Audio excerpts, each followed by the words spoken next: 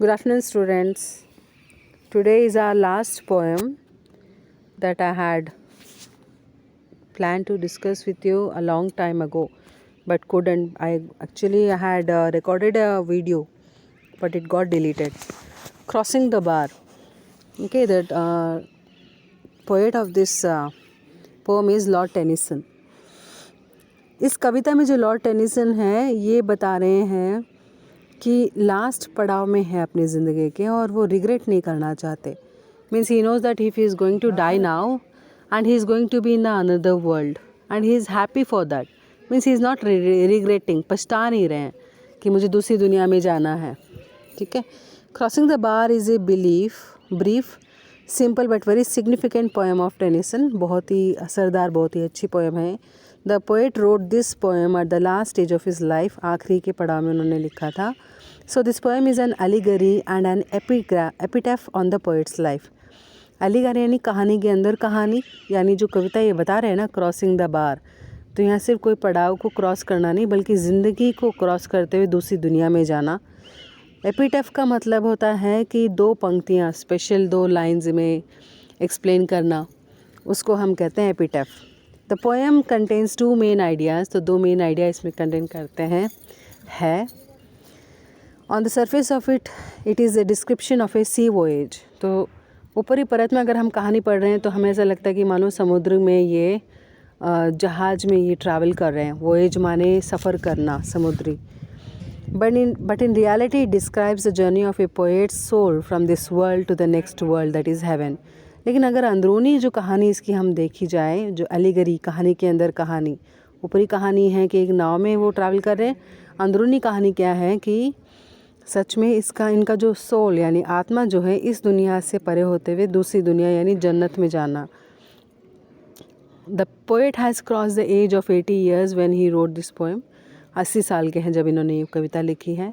So here's a call of death and wants to go to the other world without grumbling और complaining.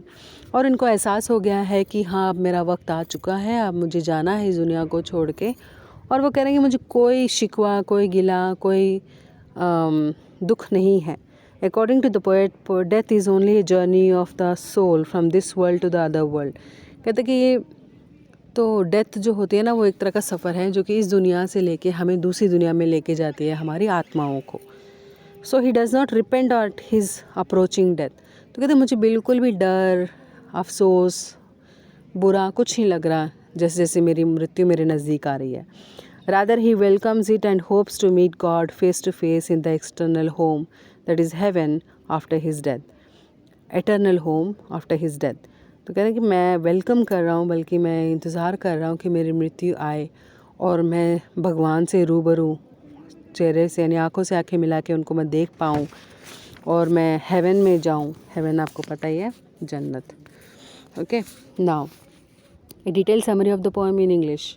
In this poem the poet hears a clear call of his approaching death. तो इनको पूरी clearly इनको महसूस हो रहा है कि मैं डेथ स्टेज पे हूँ यानी आखिरी वक्त पे हूँ.